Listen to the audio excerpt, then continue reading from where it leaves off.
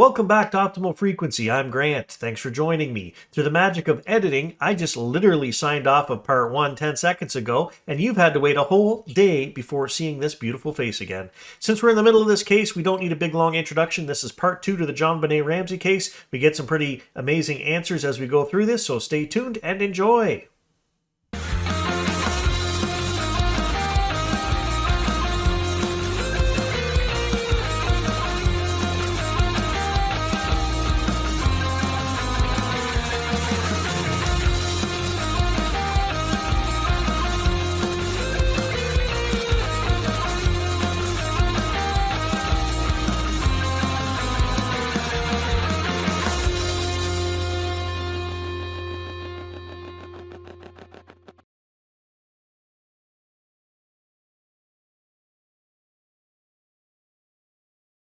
According to statements that Patsy gave to authorities on December 26, 1996, she realized that her daughter was missing after she found a 2.5-page handwritten ransom note on the kitchen staircase at the Ramsey family's Boulder residence.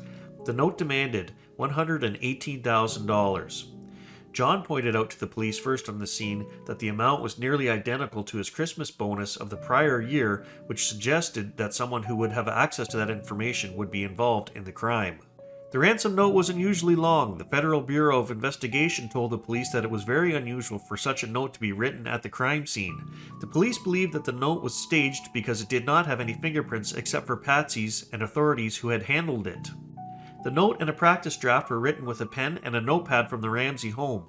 According to a Colorado Bureau of Investigation report, there are indications that the author of the ransom note is Patricia Ramsey.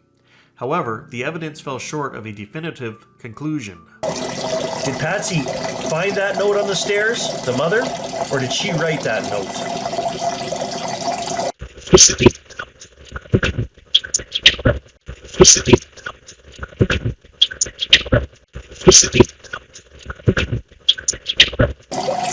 Was the ransom amount asked for based on what the husband had made for a bonus, a Christmas bonus the year before?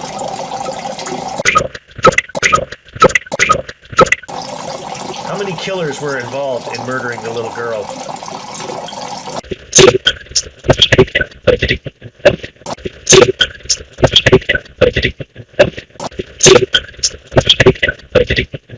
Day 3 of editing, and I find that last response rather interesting. I was not expecting that.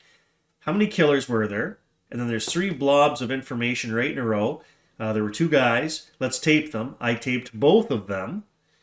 Then the thought that pops in my head was there are only 2 adults in that house, the parents, right? But up to this point, everything they've been saying has been sort of clearing the parents. You know, there was definitely an intruder.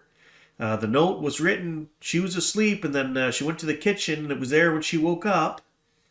So, I don't know. But 2 of them seems odd to me. To have 2 intruders? It's not something I would have thought of. So I even Googled it here to see if at any point the investigators or cops or anybody mentioned that, maybe this was like a 2-man job. I don't see anything on that. So if this is true and there was 2 intruders, then this is news. This is news on this case that people didn't know about. Why were Patsy's fingerprints the only ones on the note other than the authorities?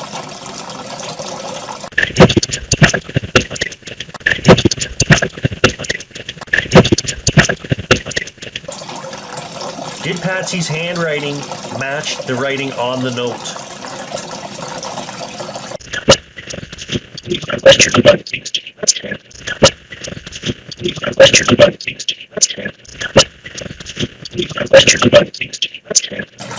Did JonBenet's parents kill her?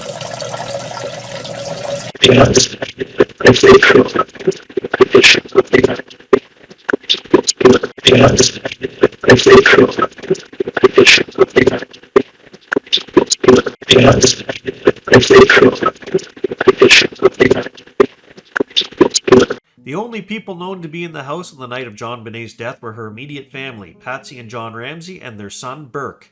The ransom note contained specific instructions against contacting police and friends, but Patsy telephoned the police at 5:52 a.m. She also called family and friends. 2 police officers responded to the 911 call and arrived at the Ramsey home within 3 minutes. They conducted a cursory search of the house but did not find any sign of forced entry. With JonBenet still missing, John made arrangements to pay the ransom. A forensics team was dispatched to the house. The team initially believed that the child had been kidnapped, and JonBenet's bedroom was the only room in the house that was cordoned off to prevent contamination of evidence. No precautions were taken to prevent contamination of evidence in the rest of the house. Meanwhile, friends, victim advocates, and the Ramsey family's minister arrived at the home to show support. Visitors picked up and cleaned surfaces in the kitchen, possibly destroying evidence. Did an intruder come in through the basement window?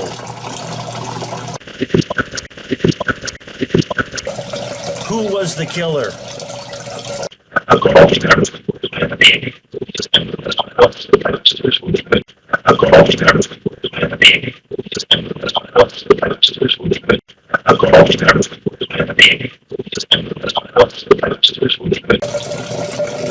Can you give us the killer's first and last name?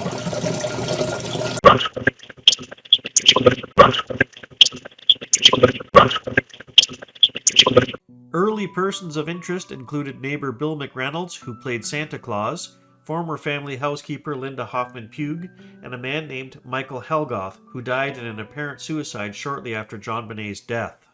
Lou Smith, a detective in the case, assessed the evidence and concluded that an intruder had committed the crime.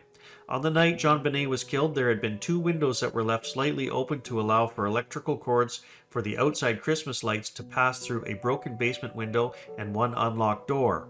Smith's theory was that someone entered the Ramsey home through the broken basement window. This has been criticized because there was an intact cobweb in the basement window. It was determined that there had been more than 100 burglaries in the Ramsey's neighborhood in the months before JonBenet's murder. There were 38 registered sex offenders living within a 2-mile radius of the Ramsey's home. In 2001, a former Boulder County prosecutor, Trip DeMuth, and Boulder County Sheriff Detective Steve Ainsworth stated that there should be a more aggressive investigation of the intruder theory. Alexis Valerin Reich, a 41-year-old elementary school teacher, was arrested in Bangkok, Thailand on August 15, 2006 when she falsely confessed to murdering JonBenet. She had previously been known as John Mark Carr prior to coming out as a transgender woman. She claimed that she had drugged, sexually assaulted, and accidentally killed her. In her confession, Reich had provided only basic facts that were publicly known and failed to provide any convincing details. Her claim that she had drugged JonBenet was doubted because the autopsy indicated that no drugs were found in the body. DNA samples that were taken from Reich did not match DNA found on JonBenet's body. Did Bill McReynolds have anything to do with this murder?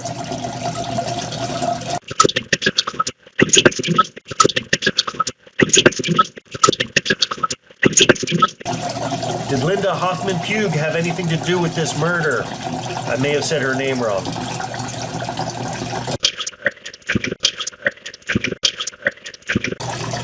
If an intruder came in that basement window, how come there was so much dust and grime down there and a cobweb that was undisturbed on that window?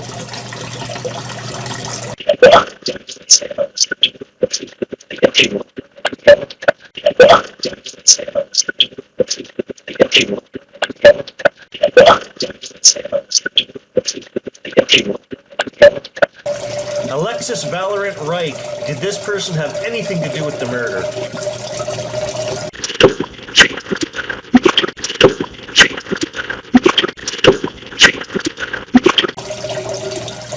Alexis's DNA did not match.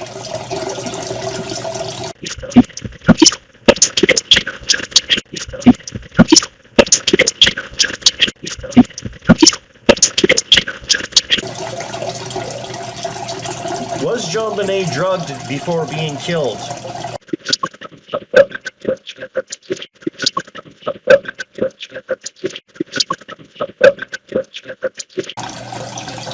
If so, which drug?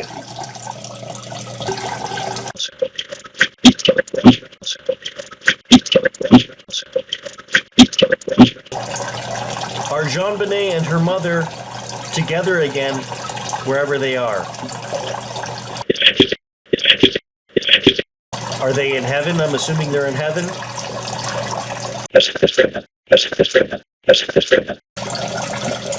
Did you notice I set the phone up again to give you guys some energy if you need it?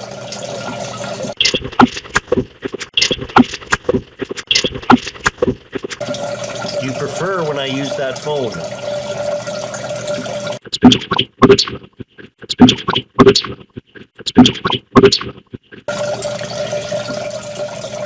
All right, I want to thank you, spirits, for coming through and answering my questions on this case.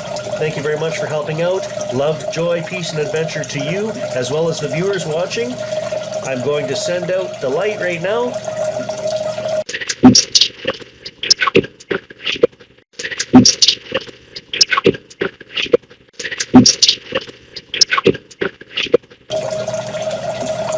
I hope you all have a great day. God bless. We'll catch you all in the next video.